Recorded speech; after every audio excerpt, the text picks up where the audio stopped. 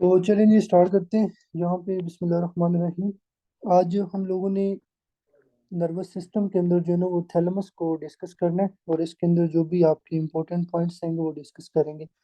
और ये जो नोट्स मैं आप लोगों के सामने प्रेजेंट कर रहा हूँ, आप लोगों ने कोशिश करनी है कि ये चीज़ें अगर आपकी बुक में नहीं है तो आप लोगों ने नोट कर लेनी है। तो आज का जो हमारा टॉपिक है इसमें हम लोग डिस्कस करते हैं व्हाट इज थैलेमस। तो देखो, सबसे पहले मैंने आप लोगों को उस दिन भी पढ़ाया था कि जो भी न्यूरो एनाटॉमी के अंदर चीज़ पढ़नी है ना, हर बच्चे को पहले उसकी डेफिनेशन क्लियर होनी चाहिए कि जो चीज़ आप पढ़ रहे हो वो है क्या। ठीक है। सेकंड, आपको ये पता होना चाहिए उसकी लोकेशन क्या है, कि यार ये चीज कहाँ पे पड़ी हुई है। फिर उसके बाद थर्ड नंबर पे उसका फंक्शन पढ़ना है। अगर ये तीन चीजें पता है ना तो पैथो इजी हो जाएगी। तो सबसे पहले थैलेमस के बेसिकली ये एक एग शेप स्ट्रक्चर है। ठीक है। अब ये स्ट्रक्चर किस चीज से बनी हुई है? ये ग्रे मैटर से बनी हुई है। तो मैंने पढ़ाया था ग्रे मैटर क्या है। It is the collection of cell bodies which is present inside the central nervous system. तो थैलेमस क्या है? It is a egg shape structure, जो आपको ग्रे मैटर आप लोगों ने याद रखने हैं। फिर उसके बाद जो थैलेमस है वो किसका कंपोनेंट है? आप लोगों में से कोई बंदा बताएगा थैलेमस किस चीज का कंपोनेंट है? मैंने क्या पढ़ाया था? टीलन सेफ्लॉन, मीटन है, माइलन है। किस चीज का ये कंपोनेंट आता है? It is the component of diencephalon. तो अगर इसकी डेफिनेशन कंप्लीट कीजिए तो क्या है? Thalamus basically it is a egg shape structure which is made up of grey matter and it is the component of diencephalon. ये आपने याद रखने। फिर उसके बाद हम बात करते हैं इसकी लोकेशन। मैंने आपको बता दी कि ये डायनसेफ्लॉन का पार्ट है। डायनसेफ्लॉन का मतलब है कि ये आपके ब्रेन के जो डीप पार्ट्स हैं, ठीक है, वहां पे ये प्रेजेंट होता है। फिर उसके बाद नेक्स्ट आता है आपका इसका जो मेन फंक्शन है। तो बेसिकली जो थैलेमस है ना, ये एक तरह का रिले सेंटर होता है, रिले स्टेशन होता है। मैं आपको एक एग्जांपल देता हूँ कि आपने जो है ना वो लेट्स सपोज आपकी फ्लाइट है जो है ना वो किर्गिस्तान की, लेकिन वो फ्लाइट जो है ना वो पहले जाती है वहां पे दुबई। ठीक है। दुबई से वो आगे जाएगी आपका किर्गिस्तान के अंदर। तो ये जो फ्लाइट है इसने क्या किया, बेसिकली एक स्टेशन के ऊपर जाके रुकी है। ठीक है। उसके बाद नेक्स्ट ये बिश्केक चली गई है। सेम हमारी बॉडी के अंदर ना कुछ इंफॉर्मेशन होती है, वो इंफॉर्मेशन पहले थैलेमस में जाके रुकती है। थैलेमस से फिर आगे वो आपके ब्रेन के पास जाती है, कोर्टेक्स के अंदर। तो डेट्स वाई थैलेमस को बोलते होते हैं रिले स्टेशन, कि ये बेसिकली एक पॉइंट है जहाँ पे आके चीजों ने रुकना है, रुकने के बाद यहाँ से फिर चीजें आगे जाएंगी। अब वो तीन तरह की कौन सी इंफॉर्मेशन है जो यहाँ पे आके रुकती है? एक लिम्बिक सिस्टम की है, एक सेंसरी इंफॉर्मेशन, एक मोटर इंफॉर्मेशन। ये हम आगे हर एक चीज पढ़ेंगे। तो ये हर बच्चे को पता होना चाहिए। Thalamus is the relay centre for limbic system, sensory and motor information. अच्छा, उसके बाद हम बात करते हैं वन बाय वन कि आपका जो लिम्बिक सिस्टम है, ठीक है, इसके अंदर कौन सी इंफॉर्मेशन होती है और थैलेमस में वो कहाँ पे रुकती है। तो सबसे पहले आपने ये याद रखना है कि जो आपके लिम्बिक सिस्टम की इंफॉर्मेशन है ना, वो थैलेमस के अंदर तीन न्यूक्लियस के पास रुकती है। ठीक है। पहला न्यूक्लियस उसको बोलते हैं इंटीरियर थैलेमिक न्यूक्लियस। फिर है आपका मीडियो डोर्सल न्यूक्लियस। फिर है आपका इंट्रालेमिनर न्यूक्लियस। इंट्रालेमिनर न्यूक्लियस की जो टाइप होती है ना, उसको सेंट्रोमीडियन न्यूक्लियस बोलते होते हैं। अब यहाँ पे मैं डायग्राम से आपको बताता हूँ। देखो, ये आपके पास का एक एग शेप स्ट्रक्चर है। This is the egg shape structure, जिसको थैलेमस बोलते हैं। ठीक है। और इसके दरमियान में ये वाई शेप स्ट्रक्चर है। ठीक है। आपको ये वाई शेप जो है ना वो स्ट्रक्चर नजर आ रही है, इसको बोलते होते हैं इंटरनल मेडुलरी लेमिना। ठीक है। जो न्यूक्लियस, ठीक है, जो न्यूक्लियस इस आपके वाई शेप स्ट्रक्चर के अंदर पड़ा होता है ना, उसको बेसिकली बोलते होते हैं इंट्रा लेमिनर न्यूक्लियाई। अब ये न्यूक्लियस बहुत सारी तरह के हैं। आप लोगों ने याद रखनी है कि इंट्रा न्यूक्लियर की जो टाइप है ना, वो सेंट्रोमीडियन न्यूक्लियस है। मतलब यहाँ पे सेंटर के अंदर एक न्यूक्लियस होगा और मीडियल होगा, उसको सेंट्रोमीडियन न्यूक्लियस बोलेंगे। और ये आपका लिम्बिक सिस्टम की जो इंफॉर्मेशन है ना, उसको ये यहाँ पे आके स्टॉप करवाता है। तो लिम्बिक सिस्टम की जो इंफॉर्मेशन है वो थैलेमस के अंदर तीन जगहों पे जाती है, मतलब तीन न्यूक्लियस के पास रुकेगी। एक है इंटीरियर थैलेमिक न्यूक्लियस, ये जो आपके वाई शेप के आगे वाला पोर्शन है, इंटीरियर। फिर उसके बाद आपका मीडियो डोर्सल, तो ये आपका वाई शेप के साथ ये वाला मीडियो डोर्सल एरिया है। और थर्ड नंबर पे आपका इंट्रालेमिनर न्यूक्लियाई की टाइप आती है, जिसको सेंट्रोमीडियन न्यूक्लियस बोलते हैं। अब यहाँ पे अगर आपसे पूछा जाए व्हाट इज इंट्रामेडुलरी लेमिना, तो आपने क्या याद रखना है? बेसिकली ये एक ऐसी स्ट्रक्चर है जो आपका व्हाइट मैटर और आपका ग्रे मैटर से बना होता है। ठीक है। It is made up of white matter and grey matter. ये प्लीज आप लोगों ने इसके अंदर जो है ना वो याद रखना है। और ये जो आपका इंट्रामेडुलरी लेमिना है ना, ये बेसिकली थैलेमस को तीन न्यूक्लियाई के अंदर जो है ना वो डिवाइड करता है। ये आपने इसमें याद रखना है, ये आपको पता होना चाहिए। It separate thalamus into three nucleus. अब इसके अंदर हम लोग पढ़ेंगे कि जहाँ पे मैंने बताया कि इंटीरियर थैलेमिक न्यूक्लियस है, मीडियो डोर्सन आपका सॉरी मीडियो डोर्सल आपका न्यूक्लियस आता है, ठीक है। उसके बाद जस्ट 1 मिनट यार। हाँ ठीक है, सब लोगों को स्क्रीन ठीक नजर आ रही है ना? जस्ट एक दफा आंसर कर दीजिएगा। वॉइस और जो स्क्रीन है सब लोगों को ठीक नजर आ रही है? ठीक है। तो यहाँ पे हम लोग बारी बारी जो है ना वो अब फंक्शन देखते हैं, ठीक है, कि कौन सी तरह की जो इंफॉर्मेशन है वो हाइपोथैलेमस के इन न्यूक्लियस के पास आती है, ठीक है। तो सबसे पहले यहाँ पे मैं आप लोगों को बताना चाहूंगा, आपके पास जो पापेज सर्किट है, अब इसको आप लोगों ने ध्यान से सुनना है। देखो, सबसे पहले आपको एक एमसीक्यू अगर पूछा जाए व्हाट इज पापेज सर्किट, ये एक ऐसा सर्किट हमारे ब्रेन के अंदर है जो हमारी एपिसोडिक मेमोरी को मेंटेन करता है। ये पहली डेफिनेशन याद रखनी है, what is Papez circuit, it is a episodic memory circuit, ठीक है। ये आपके ब्रेन के अंदर एपिसोडिक मेमोरी का सर्किट है। अच्छा, अब बाज डिजीजेस के अंदर क्या होता है, इस सर्किट का डैमेज हो जाता है। कौन सी डिजीज है? अल्जाइमर डिजीज है, पार्किंसन डिजीज है, फिर उसके बाद वर्निकिस इंसेफेलोपैथी या कोर्स कोफ सिंड्रोम। के का मतलब होगा कोर्स कोफ सिंड्रोम। ये जितनी भी डिजीजेज है ना, इनके अंदर आपके सर्किट का डैमेज होता है। सर्किट के डैमेज होने की वजह से आपको मेमोरी का जो है ना वो मसला बनता है। अब हम पढ़ते हैं कि ये सर्किट है क्या, ठीक है, क्योंकि अगर ये पता है तो फिर समझ आएगी। इस सर्किट को समझने के लिए पहले इस डायग्राम को समझना है। तो देखो, ब्लैक के अंदर ये क्या चीज है, ठीक है, ये आपका सेरिब्रल कोर्टेक्स है। This is the cerebral cortex. और सेरिब्रल कोर्टेक्स के अंदर यहाँ पे आपको दो स्ट्रक्चर्स नजर आ रही है। एक आपको ये स्ट्रक्चर नजर आ रही है, पहले वाली, ठीक है, नंबर 1, इसको बोलते हैं कार्पस क्लोजम। अगर आपसे पूछा जाए हमारे जो ब्रेन के सेरिब्रल हेमिस्फेयर्स होते हैं वो किसके साथ कनेक्ट होते हैं, देखो ना, अगर लेट्स सपोज ये आपका ब्रेन है और इसका ये लेफ्ट और ये आपका राइट है, तो ये जो लेफ्ट और राइट सेरिब्रल हेमिस्फेयर है ये आपस में भी कनेक्टेड है। किसकी मदद से कनेक्टेड है? फाइबर्स की मदद से। वो फाइबर्स कौन से हैं? बेसिकली उसको कार्पस क्लोजम बोलते होते हैं। कार्पस क्लोजम के दीज आर दी कमिशनल फाइबर्स। ये बेसिकली आपके पास वो फाइबर्स हैं जो आपके सेरिब्रल हेमिस्फेयर्स को आपस में जोड़ते हैं, ठीक है। इसी के ऊपर आपके पास एक पड़ी होती है सिंगुलेट गायरस। ये जो सिंगुलेट गायरस है ये बेसिकली आपका पापेज सर्किट के अंदर पार्टिसिपेट करता है, जिसको हम अभी आगे पढ़ने जा रहे हैं। सेकंड नंबर पे ये आपका आता है थैलेमस, ठीक है, एग शेप स्ट्रक्चर। फिर उसके बाद नीचे आपको पता है थैलेमस के नीचे यहाँ पे आपका हाइपोथैलेमस है, और हाइपोथैलेमस के नीचे ये वाला आपका क्या है, ये बेसिकली आपका पिट्यूटरी ग्लैंड है। ये आप लोगों को नॉर्मल एनाटॉमी बता रहा हूँ।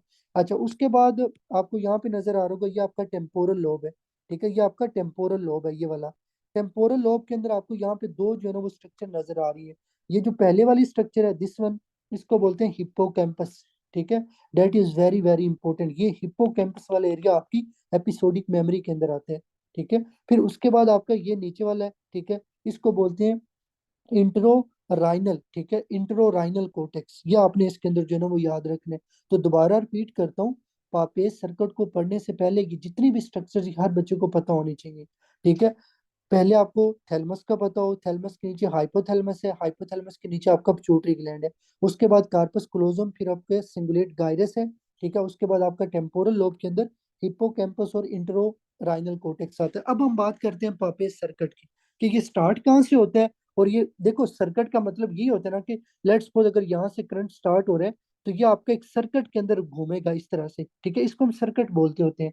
अब हमने भी इसी तरह ये सर्किट के बारे में पढ़ने की, यार ये स्टार्ट कहाँ से होता है और इसका एंड कहाँ पे होगा। तो देखो, it will start from hippocampus. ये वाला जो आपका हिप्पोकैम्पस का एरिया ना, यहाँ से ये स्टार्ट होगा। तो ये आपका हिप्पोकैम्पस से स्टार्ट होता है, मतलब यहाँ से कुछ फाइबर जाएंगे, वो फाइबर्स आपके पास करेंगे कार्पस क्लोजम को। देखो मैं यहाँ पे सारा कुछ रेज करता हूँ। तो देखो, ये आपके कुछ फाइबर्स हैं जो ऊपर की तरफ जा रहे हैं, ठीक है। ये फाइबर्स आपके कार्पस क्लोजम को क्रॉस कर रहे हैं। कार्पस क्लोजम को ये क्रॉस करके कहाँ पे जाएंगे, आप लोगों ने याद रखना है। ये बेसिकली आपके मेमिलरी बॉडी के पास जाएंगे, जो मैंने आप लोगों को पढ़ाया हुआ है, मेमिलरी बॉडी, ठीक है। तो देखो, हिप्पोकैम्पस से स्टार्ट हुए, इन्होंने क्रॉस किया कार्पस क्लोजम को। कार्पस क्लोजम को क्रॉस करने के बाद ये गए मेमोरी और जो आपका मेमिलरी बॉडी है, ठीक है। मेमोरी बॉडी के बाद ये कहाँ पे जाएंगे, आपके जो इंटीरियर न्यूक्लियस है यहाँ पे जाएंगे। तो ये इंटीरियर न्यूक्लियस के पास जाएंगे। इंटीरियर न्यूक्लियस से ये फिर आपके क्रॉस होके जाएंगे आपके सिंगुलेट गायरस के अंदर, ठीक है। सिंगुलेट गायरस के बाद ये आपके जाएंगे स्पेशली यहाँ से मूव करके आपका इंटरोराइनल कोर्टेक्स के पास, ठीक है। यहाँ पे मैंने लिखा हुआ है it will these fibres will go into entorhinal cortex. और इंटरोराइनल कोर्टेक्स के बाद ये दोबारा हिप्पोकैम्पस पे चले जाएंगे। तो इसको रट्टा नहीं लगाना, ठीक है। यहाँ पे ये फ्लो चार्ट बनाया हुआ है जस्ट आप लोगों की आसानी के लिए, कि हिप्पोकैम्पस से स्टार्ट होंगे, कार्पस क्लोजम को क्रॉस करेंगे, और उसके बाद मेमिलरी बॉडी में जाएंगे, मेमिलरी बॉडी से इंटीरियर थैलेमिक न्यूक्लियस, उसके बाद सिंगुलेट गायरस, उसके बाद इंटरो राइनोकोर्टेक्स, और उसके बाद फिर दोबारा हिप्पोकैम्पस। तो देखो ना, एक सर्किट बन गया। इस सर्किट को बोलते हैं पापेज सर्किट, और ये आपका एपिसोडिक मेमोरी के अंदर आता है। अच्छा, यहाँ पे मैंने एक टर्म लिखी है फोनिक्स। फोनिक्स क्या होता है? देखो, ये आपका हिप्पोकैम्पस है, हिप्पोकैम्पस से यहाँ से फाइबर निकलेंगे, ये फाइबर आपका कार्पस क्लोजम को क्रॉस करके आपकी मेमोरी बॉडी के पास जाएंगे। तो ये जो फाइबर्स की कलेक्शन है ना, these fibres are collectively called fornix, ठीक है। फोनिक्स के these are the fibers which will originate from hippocampus and they will cross the corpus callosum। ये आपने इसके अंदर याद रखने। और यहाँ पे एक और मैंने नीचे टर्म लिखी है, न्यूक्लियाई। अगर आपसे कोई पूछ लेता है, प्रोफेसर पूछते हैं या आपकी न्यूरो एनाटॉमी के अंदर टीचर पूछते हैं, न्यूक्लियस का मतलब क्या होता है ब्रेन के अंदर, तो ब्रेन के अंदर न्यूक्लियस का मतलब होता है ग्रुप ऑफ सेल बॉडीज। अगर आप ब्रेन के अंदर ग्रुप ऑफ सेल बॉडीज को इकट्ठा करते हो, वो आपका न्यूक्लियस होता है। ये आपने याद रखने। तो जल्दी से मुझे बताएं, शाबाश। ये सब, ये पूरे पेज के ऊपर जो भी चीज लिखी है क्लियर है? हर बच्चे को समझ आ गई इंटीरियर थैलेमिक न्यूक्लियस का क्या काम है? ये बेसिकली आपके पास क्या करते हैं, आपका एपिसोडिक जो है ना वो मेमोरी के अंदर पार्टिसिपेट करते हैं, और इसमें आपने इस पापेज सर्किट को जो है ना वो याद रखना है। अच्छा जी, उसके बाद यहाँ पे नेक्स्ट हम लोग डिस्कस करेंगे सिंगुलेट जो गायरस होता है ना, वो आपका कार्पस क्लोजम के ऊपर पड़ा होता है। ये आपने याद रखना है, cingulate gyrus is located above the corpus callosum. अच्छा जी, उसके बाद हम लोग पढ़ेंगे डोर्सोमीडियल। देखो, मीडियो डोर्सल न्यूक्लियस या डोर्सोमीडियल न्यूक्लियस एक ही चीज है। आपकी बुक के अंदर उन्होंने डोर्सोमीडियल भी लिखा होगा, या कुछ बुक्स के अंदर उन्होंने मीडियो डोर्सल लिखा होगा, तो यहाँ पे कंफ्यूज नहीं होना आपने। अच्छा देखो, पीछे हमने पढ़ा कि लिम्बिक सिस्टम के अंदर तीन आपके बेसिकली जो लिम्बिक सिस्टम की जो इंफॉर्मेशन है ना, वो तीन न्यूक्लियस के पास जाती है। इंटीरियर तो हमने पढ़ लिया मेमोरी के बारे में, ठीक है। अब हम बात करते हैं दूसरे की, डोर्सोमीडियल की। तो पहले मुझे इसका फंक्शन पता होना चाहिए। जिस तरह मैंने पढ़ा, इंटीरियर थैलेमिक न्यूक्लियस आपका पापेज सर्किट में आता है, और वो एपिसोडिक मेमोरी कराते हैं। अब ये जो आपका डोर्सोमीडियल न्यूक्लियस है ना, ये क्या करता है? बेसिकली आपके इमोशंस, आपकी जो इमोशनल मेमोरी होती है, ठीक है, आपके इमोशन से जुड़ी हुई जो आपकी मेमोरी है, आपकी जो मोटिवेशन है, ठीक है, ये सारा कुछ जो है ना वो आपका इस न्यूक्लियस का काम होता है। ये आपने इसमें याद रखने। अब यहाँ पे भी एक डिजीज आती है, कोर्सकोफ सिंड्रोम। ये एक डिजीज है जो आपको विटामिन B1 की वजह से होती है। इसको बोलते हैं कोर्सकोफ सिंड्रोम। इसमें क्या होता है, इस डोर्सोमीडियल न्यूक्लियस का डैमेज हो जाता है। ये आपने याद रखना है। अब अगेन मुझे फिर ये पढ़ना है कि भाई ये डोर्सोमीडियल न्यूक्लियस का सर्किट क्या है, कैसी इंफॉर्मेशन कहाँ से आएगी, कहाँ जाएगी, जैसे हमने पीछे पढ़ा वो पता होना चाहिए। उसको पढ़ने से पहले अगेन मुझे एनाटॉमी पता होनी चाहिए। तो देखिए, ये आपका थैलमस है, दिस इज द थैलमस, ये उसका मीडियल पार्ट है, ये उसका लेटरल पार्ट है, ठीक है। और ये आपका जो कोटेक्स है, ये वाला एरिया जो मैंने ड्रा किया हुआ है, ये बेसिकली आपका प्री फ्रंटल कोटेक्स है ना। आपके कोटेक्स से पहले वाला जो फ्रंट पे पार्ट होता है उसको प्री फ्रंटल कोटेक्स बोलेंगे। और ये आपका टेम्पोरल लोब है। टेम्पोरल लोब के अंदर आपको यहाँ पे ये स्ट्रक्चर नजर आ रही है, ठीक है। ये क्या स्ट्रक्चर है?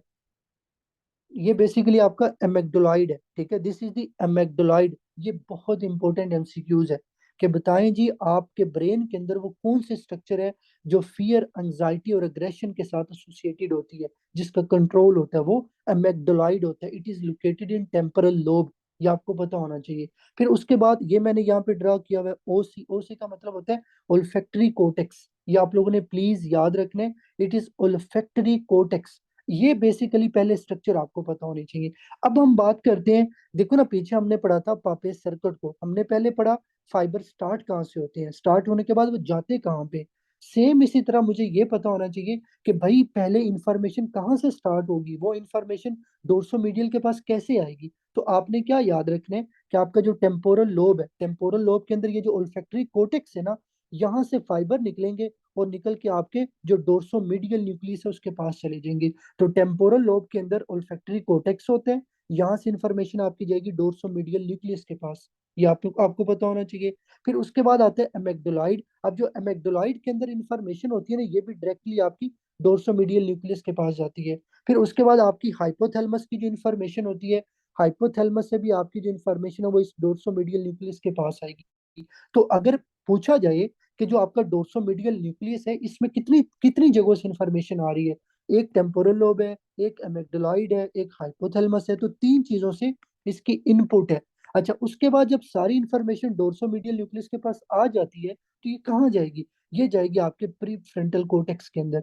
ठीक है, तो देखो यहाँ से सारी इंफॉर्मेशन गई आपका किसके पास? डोर्सोमीडियल न्यूक्लियस के पास। ये सारी इंफॉर्मेशन इकट्ठी होकर आपकी जाएगी प्री फ्रंटल कोर्टेक्स के पास। ये आपने याद रखने। और अगर आपसे एग्जाम में पूछा जाए कि डोर्सोमीडियल न्यूक्लियस किसके अंदर इन्वॉल्व होता है, इमोशन से जुड़ी हुई memory, motivation, fear, anxiety, aggression, ये सारी की सारी इंफॉर्मेशन आपकी इस न्यूक्लियस के पास जाती है। क्योंकि मैंने आपको क्या बताया कि ये रिले सेंटर है। ठीक है, यहाँ पे इंफॉर्मेशन रुकती है आके। देखो ना, यहाँ पे हमने पढ़ा इनपुट। इनपुट का मतलब है कि इसके अंदर कहाँ से इंफॉर्मेशन आ रही है। फिर हमने पढ़ा आउटपुट, इसकी मंजिल क्या है? तो इसकी मंजिल प्री फ्रंटल कोर्टेक्स है। जिस तरह आप लोगों ने पीछे जो है ना वो पढ़ा है आपका जो पापेज सर्किट का। ठीक है, तो भाई ये चीजें आप लोगों ने इसके अंदर याद रखनी। ये आपका सेकंड न्यूक्लियस था। अच्छा जी, उसके बाद आपका थर्ड न्यूक्लियस आता है जो सेंट्रोमीडियल न्यूक्लियस है। मैंने आपको पीछे भी बताया कि ये इंट्रालेमिनर न्यूक्लियस की टाइप है। ठीक है, अब यहाँ पे आपको ये पता होना चाहिए, अगेन मैंने डायग्राम ड्रा की हुई है। ये आपका एग शेप थैलेमस है। ठीक है, इसके अंदर यहाँ पे क्या चीज है? ये आपकी इंट्रामेडुलरी लेमिन है। ठीक है, और इसके अंदर यहाँ पे आपके पास न्यूक्लियाई है जो आपको मैंने पीछे बता दिया। अब इसके अंदर कौन सी इंफॉर्मेशन आएगी? तो बेसिकली आपके जो इंफॉर्मेशन होती है ना पेन पाथवेज की। ठीक है, जो आपकी सी फाइबर आप लोगों ने पढ़ा हुआ है पीछे कि आपकी जो पेन है, ठीक है, पेन की इंफॉर्मेशन है वो आपकी इन फाइबर्स के थ्रू जाएगी। बाकी इंशाल्लाह आगे भी हम लोग पाथवे पढ़ेंगे, जो आपके असेंडिंग पाथवेज हैं सेंसरी मोटर इंफॉर्मेशन के, वहां पे भी मैं आपको ये चीज पढ़ाऊंगा दोबारा। लेकिन आज आप लोगों ने इस लेक्चर में याद रखने कि थैलेमस के अंदर जो सेंट्रोमीडियन न्यूक्लियस है इसमें आपकी पेन पाथवेज की इंफॉर्मेशन जाती है। ठीक है, और फिर उसके बाद जो आपका इमोशनल कंपोनेंट होता है पेन के साथ जो जुड़ा होता है, ठीक है, वो भी आपके इस न्यूक्लियस के पास है। तो मतलब आसान कि इसका काम है पेन को पकड़ना, मतलब पेन को, इसने पेन की जो इंफॉर्मेशन है वो यहाँ पे आके रुकेगी। ठीक है, यहाँ पे रुकने के बाद फिर ये जाएगी आपके किसके अंदर? जो आपका सोमैटोसेंसरी कोर्टेक्स है, आप लोगों को मैंने पढ़ाया हुआ है।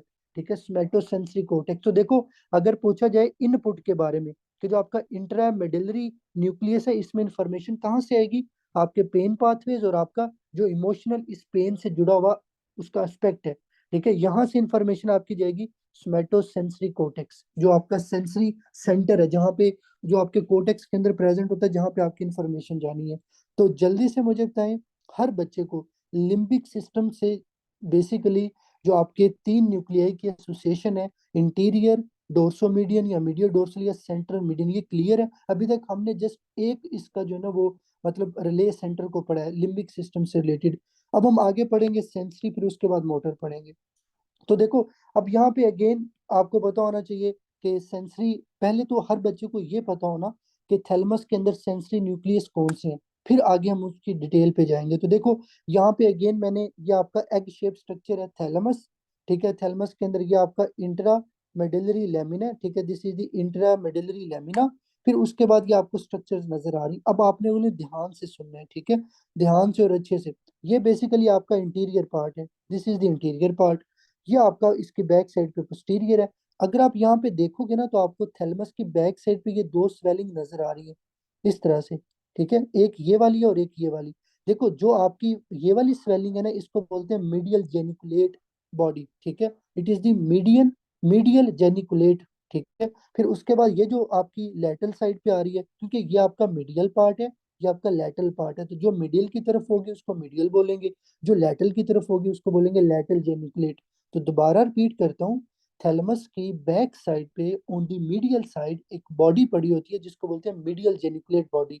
थैलेमस की बैक साइड पे ऑन दी लेटरल साइड एक बॉडी पड़ी होती है जिसको बोलते हैं लेटरल जेनिकुलेट बॉडी। ये आपने याद रखना। अच्छा जी, उसके बाद नेक्स्ट आपका जो ये इंट्रामिडिलरी लेमिना से बेसिकली ये जो आपका लेटरल पार्ट है, अगर आप देखेंगे ना तो लेटरल को बेसिकली ये जो ब्लैक वाली लाइन है इसने दो पार्ट्स में डिवाइड कर दिया, एक ये आगे वाला पार्ट है और एक ये पीछे वाला पार्ट है। ठीक है, जो आपका आगे वाला पार्ट है ना इसको हम लोग बेसिकली वेंट्रल बोलते होते हैं, क्योंकि जो फ्रंट वाला पार्ट है वो वेंट्रल होता है। और ये जो पीछे वाला पार्ट है ना ये आपका डोर्सल है। ठीक है, ये वाला, इसको बोलते थे हम पल्विनार। पल्विनार न्यूक्लियस बेसिकली जो आपका डोर्सल पार्ट है ना, ठीक है, इसके अंदर एक न्यूक्लियस पड़ा होता है जिसको बोलते हैं पल्विनार न्यूक्लियस। ये आपका सेंसरी न्यूक्लियस होता है, ये आपने याद रखने। अच्छा, उसके बाद आपका जो वेंट्रल पार्ट है, ठीक है, वेंट्रल पार्ट में आपको चार न्यूक्लियस पता होने चाहिए। ठीक है, ये आपका फर्स्ट न्यूक्लियस है, जिसको बोलेंगे वेंट्रो इंटीरियर। ये आपने याद रखने हैं। फिर उसके बाद आपका ये वाला न्यूक्लियस है दूसरा, जिसको बोलते हैं वेंट्रोलैटरल, ठीक है।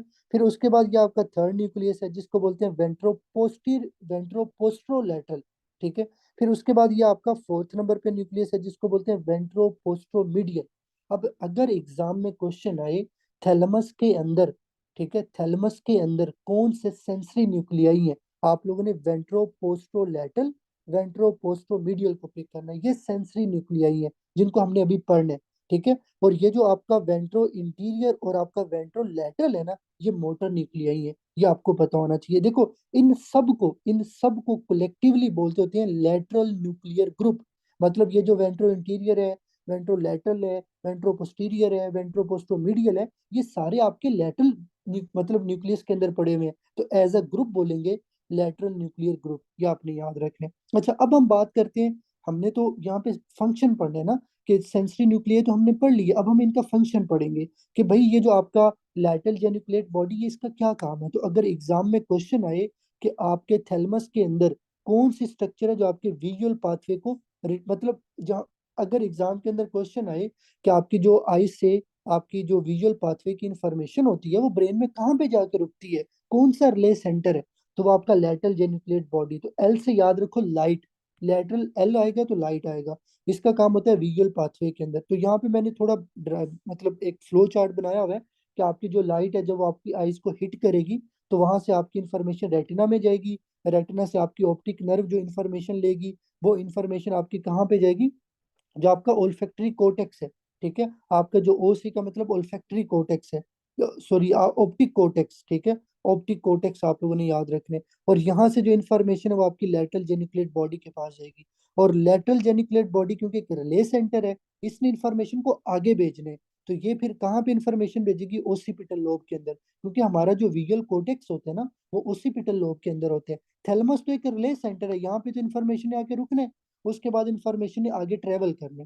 तो ये आपको पता होना चाहिए। फिर इसी तरह अगर एग्जाम में एमसीक्यूज आए कि हमारी जो ऑडिटरी या हियरिंग बेसिकली जो सेंसरी इंफॉर्मेशन होती है वो ब्रेन में कहाँ पे जाके रुकती है, तो वो आपको पता होना चाहिए मीडियल जेनिकुलेट बॉडी। एम से याद रखो म्यूजिक, तो ऑडिटरी और हियरिंग इंफॉर्मेशन होगी वो यहाँ पे रुकेगी। इसके लिए भी मैंने बेसिकली ड्रा किया हुआ है। देखो आपके कानों से जो इंफॉर्मेशन है वो आपकी वेस्टिबुलो कोक्लियर नर्व, आठवीं जो आपकी क्रेनियल नर्व है उसको वेस्टिबुलो कोक्लियर नर्व बोलते होते हैं। ये नर्व इंफॉर्मेशन लेके जाएगी आपके कहाँ पे, जो आपका पोन्स और मेडल्ला के दरमियान जंक्शन होते हैं ना, देखो ना, लेट्स सपोज ये आपका पोन्स है, नीचे मेडल्ला है, ठीक है। ये आपका पोन्स एंड मेडल्ला है। और यहाँ पे लेट्स सपोज आपके ईयर्स हैं, ये आपके ईयर्स हैं। तो कानों से जो इन्फॉर्मेशन आ रही है, कानों से जो इन्फॉर्मेशन आ रही है ये कौन सी नर्व लेके आ रही है, एट वेस्टिबुलो कोक्लियर नर्व। तो ये जो नर्व के फाइबर है जब ये आपके पोंटो मेडलरी जंक्शन पे आएंगे ना, यहाँ पे आने के बाद ये क्रॉस करेंगे, मतलब ये लेफ्ट वाले चले जाएंगे राइट पे और राइट वाले आ जाएंगे लेफ्ट पे। तो ये जो फाइबर क्रॉस करते हैं ना एक दूसरे को, ठीक है, इसको स्नैप्स बोलते होते हैं। और जब ये फाइबर क्रॉस करेंगे, क्रॉस करने के बाद ये अपवर्ड जाते हैं ऊपर की तरफ। तो ये जो क्रॉसिंग वाले फाइबर्स है ना, ये वाले, इनको बोलते होते हैं ट्रेपिजॉइड बॉडी। ट्रेपिजॉइड बॉडी के, दीज आर दी फाइबर्स जो आपके क्रिस क्रॉस होते हैं, मतलब ये आपके वो फाइबर्स हैं जो क्रॉस्ड होते हैं। ये आपको पता होना चाहिए। और यहाँ से ऊपर जाने के बाद ये जो इंफॉर्मेशन कहाँ पे जाएगी, आपका लेटरल जो लेमिनिस्कस होता है, ठीक है। अब देखो ये जो इंफॉर्मेशन ऊपर की तरफ जा रही है, मतलब दोबारा रिपीट करता हूँ, सबसे पहले इंफॉर्मेशन स्टार्ट हुई कानों से, कौन सी नर्व है, एट नर्व है। एट नर्व ने आपके सिग्नल लिए, सिग्नल लेके वो चलेगी ब्रेन स्टेम के अंदर। ब्रेन स्टेम के अंदर कौन सी स्ट्रक्चर है, पोंटो मेडलरी जंक्शन। यहाँ पे जाके ये फाइबर क्रॉस हो जाएंगे, लेफ्ट वाले राइट पे, राइट वाले लेफ्ट पे आ जाएंगे। जो फाइबर क्रॉस होंगे ना उसको बोलते हैं ट्रेपिजाइड बॉडी। और क्रॉस होने के बाद जो फाइबर ऊपर की तरफ जा रहे हैं ये वाले, इनको बोलते हैं लेटरल लेमिनिस्कस। तो लेटरल लेमिनिस्कस के, these are the crossed fibre of auditory या हेयरिंग सिस्टम, ये आपने याद रखने। और ये जो लेटरल लेमिनिस्कस वाले ये जो फाइबर है ये फिर आपके पास ऊपर जाएंगे इंफीरियर कोलिकुलस के पास। आपके मिड ब्रेन के अंदर एक स्ट्रक्चर होती है जो आपकी हेयरिंग के साथ एसोसिएटेड होती है, उसको इंफीरियर कोलिकुलस बोलते होते हैं। तो ये जो इंफीरियर कोलिकुलस है यहाँ से फिर इंफॉर्मेशन जाएगी मीडियल जेनिकुलेट बॉडी के पास। और जो मीडियल जेनिकुलेट बॉडी है ये फिर आपकी जो हेयरिंग इंफॉर्मेशन है इसको टेम्पोरल लोब में सेंड कर देगी। ये प्लीज आप लोगों ने याद रखना, ये बहुत बेसिक है न्यूरो एनाटॉमी के अंदर, ठीक है। आपकी फर्स्ट एड पे ऐसा कुछ नहीं लिखा हुआ। अगर ये आप लोग नहीं लिखेंगे मुझे मसला नहीं है, बट एटलीस्ट हर बच्चे को ये चीजें पता होनी चाहिए ना। अगर आपसे पूछा जाए भाई मीडियल जेनिकुलर न्यूक्लियस कहाँ पे होता है, इसने कौन सी इंफॉर्मेशन को पकड़ना है, इंफॉर्मेशन पकड़ने के बाद इसने इंफॉर्मेशन को कहाँ भेजना है, तो अगर ये पता ही नहीं है तो फिर कोई मकसद नहीं है आप लोगों का फर्स्ट एड को पढ़ने का। तो ये आप लोगों ने ध्यान से अच्छे से इस तरह पढ़ना है। अच्छा जी, उसके बाद नेक्स्ट, जस्ट 1 मिनट मुझे, एक तो ये आईपैड ठीक है, जस्ट 1 मिनट। सब लोगों को आवाज ठीक आ रही है ना मेरी? जस्ट मुझे एक दफा आंसर कर दें, सब लोगों को मेरी आवाज ठीक आ रही है ना?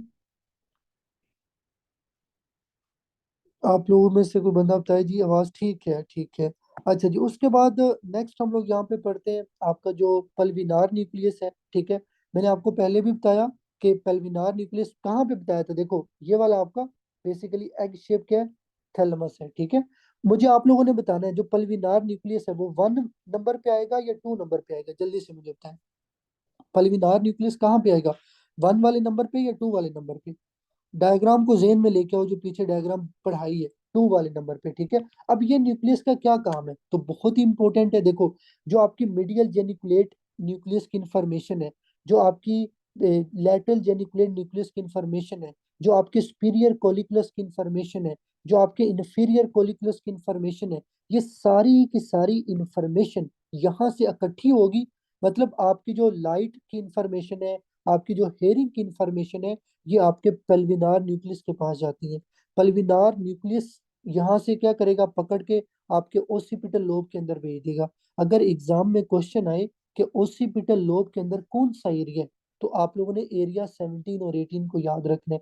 ये आपकी विजुअल प्रोसेसिंग करता है, या आपके फेस को मत देखो ना, अगर आपके सामने एक बंदा आता है, आप कहते हो यार मैंने तो आपको पहले कहीं देखा हुआ है, ठीक है। तो ये मेमोरी एक तरह से है ना आपकी, और आपने उसके फेस को रिकॉग्नाइज कर लिया है। तो ये जो बेसिकली सारी प्रोसेसिंग हुई है विजुअल, ये आपके ओसिपिटल एरिया के अंदर होती है। ये आपको पल्विनार न्यूक्लियस बेसिकली हेल्प करेगा आपके जो रिकॉग्नाइजेशन फेस जो होती है उसको करने के अंदर। ये आप लोगों ने बस इतना इसका जो है ना वो याद रखना है। तो ये बेसिकली आप लोगों का था पल्विनार न्यूक्लियस के बारे में। उसके बाद हम बात करते हैं अब वेंट्रोपोस्टरोलेटल न्यूक्लियस के बारे में, जिसको वीपीएल बोलते हैं, वेंट्रोपोस्टरोलेटल। मैंने पीछे बताया ये आपके सेंसरी इंफॉर्मेशन को पिक करते हैं। भाई देखो, अगर सेंसरी इंफॉर्मेशन ने इसके पास आना है तो वो कहाँ से आएगी, तो देखो यहाँ पे मैंने लिखा इनपुट, मतलब ये है कि जो आपकी इनपुट है वो ये इंफॉर्मेशन आ रही है इसके पास। तो कौन सी इंफॉर्मेशन होगी, प्रोप्रियोसेप्शन की, वाइब्रेशन की, सेंस ऑफ पोजीशन की, ठीक है, pain, temperature, crude touch, fine touch, ये जितनी भी इंफॉर्मेशन है ना, ये सारी आपके इस न्यूक्लियस के पास जाती है। अब आप खुद सोचें, अगर एग्जाम में एमसीक्यूज आए, एक मरीज है उसको प्रोप्रियोसेप्शन, क्रू टच, टेम्परेचर में मसला है, हाइपोथैलेमस में कौन सी न्यूक्लियस का डैमेज होगा, सॉरी थैलेमस के अंदर, तो वो वीपीएल है। अब इसने तो इन्फॉर्मेशन ले ली, अब ये इन्फॉर्मेशन आगे कहाँ पे जाएगी, आउटपुट क्या है इसकी, वो आपका सेरिब्रल कोर्टेक्स है। ये आपको इसके अंदर जो है ना वो पता होना चाहिए। तो ये आपने इसमें याद रखना है। अच्छा जस्ट 1 मिनट ही। हेलो,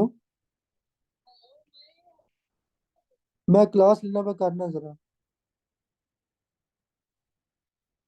ठीक है। तो यहाँ पे जो आउटपुट है ये आपके सेरिब्रल कोर्टेक्स के अंदर जाएगी, ठीक है। सेरिब्रल कोर्टेक्स के अंदर कौन सा एरिया है, primary somatosensory, primary somatosensory cortex, जो मैंने आप लोगों को पढ़ाया हुआ है। तो ये आपने इसमें याद रखना है।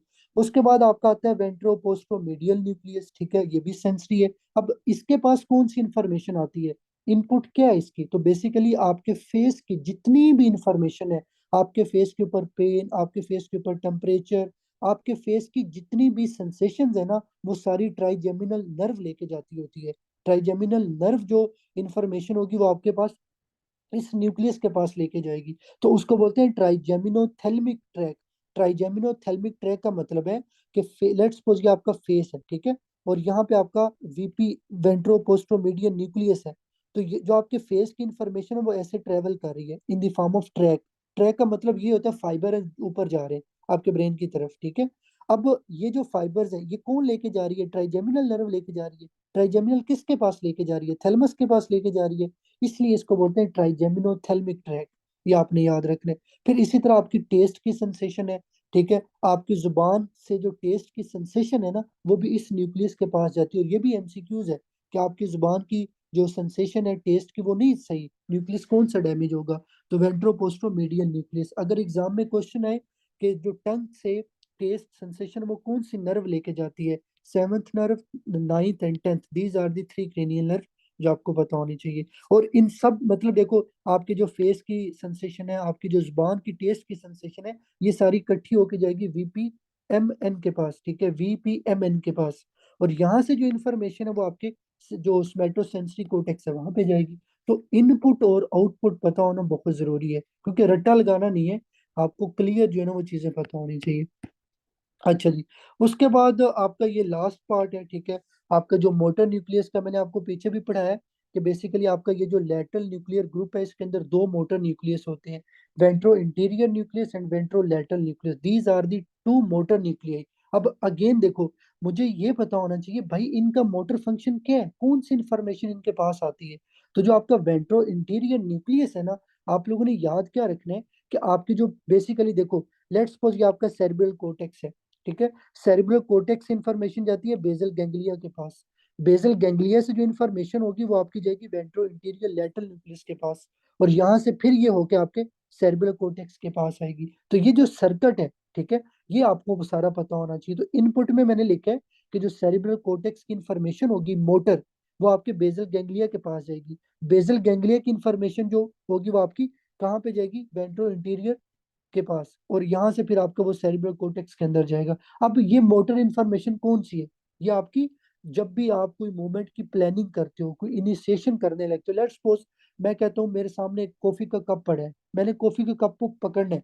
भाई अब मैं अगर कॉफी के कप को पकड़ना है तो पहले मुझे अपना हाथ आगे करना है, मेरा हाथ आगे जाएगा, फिर पकड़ेगा, फिर मेरा हाथ मेरे मुंह के पास आएगा। तो ये जो मेरे माइंड के अंदर प्लानिंग थी कि यार पहले हाथ, देखो ना, आपके सामने अगर कप पड़ा हो तो आपने अपने हाथ को कब तक ही लेके जाना है, ठीक है। तो ये एक प्लानिंग है, ये एक इनिशिएशन है मूवमेंट की। तो ये कौन कराता है, ये बेसिकली ये सारी जो इंफॉर्मेशन होती है ना, ये वेंट्रो इंटीरियर न्यूक्लियस के पास होती है, ये आपने याद रखना है। फिर उसके बाद आता है वेंट्रो लेटरल न्यूक्लियस। अब देखो बहुत ही सिंपल है, लेट्स सपोज ये आपके कप पड़े, ठीक है, और ये आपका हैंड है, आपका हैंड इस कप के पास जाता है। लेकिन बाज दफा आप लोगों ने अक्सर नोट किया होगा कि हमारी जो मूवमेंट होती है ना वो कभी कभी आगे हो जाती है, कभी कभी आपका हाथ आगे चला जाता है, लेकिन फौरन से आप उसको करेक्ट करके ना इस कप को पकड़ लेते हो। तो ये जो आपकी मूवमेंट की कोऑर्डिनेशन होती है, आपकी मूवमेंट की मॉड्यूलेशन होती है, आपकी मूवमेंट की जो करेक्शन होती है, ये जो सारी इंफॉर्मेशन है ना, ये बेसिकली वेंट्रोलेटरल न्यूक्लियस ने करनी होती है। तो आप सिंपल याद रखो, जो प्लानिंग है, जो इनिशिएशन है वो VN के पास, बट जो कोऑर्डिनेशन है, जो मॉड्यूलेशन है, वो आपके VL के पास, ये आपको पता होना चाहिए। तो अब देखो ना, आपसे अगर एग्जाम में पूछा जाए कि भाई ये जो दो न्यूक्लियस है, इनके पास इनपुट कहाँ से आएगी, एक तो बेसल गैंग्लिया मैंने बताया, और एक आपका इनर ईयर होता है, क्योंकि ये भी आपकी जो बैलेंस होता है, ठीक है, उसके अंदर ये हेल्प करते हैं। इन से इंफॉर्मेशन आपकी आएगी वेंट्रो इंटीरियर और ये जो आपका वेंट्रो लेटरल न्यूक्लियस है, इन दोनों के पास।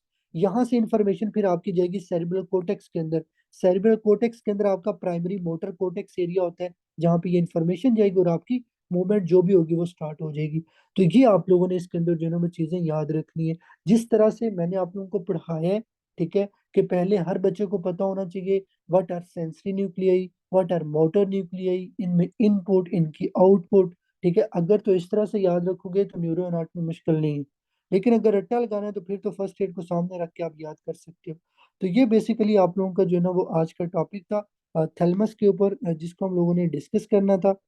बाकी इंशाल्लाह जो फर्स्ट एड की रीडिंग है वो मैं कल करवाऊंगा, ठीक है, और नेक्स्ट जो टॉपिक होगा वो भी इंशाल्लाह कल नेक्स्ट टॉपिक के साथ, एक तो थैलेमस को रिवाइज कर लेंगे, और दूसरा जो नेक्स्ट आपका टॉपिक आएगा आई थिंक सेरिबेलम आता है, तो सेरिबेलम के साथ हम लोग थैलेमस को भी रिवाइज कर लेंगे।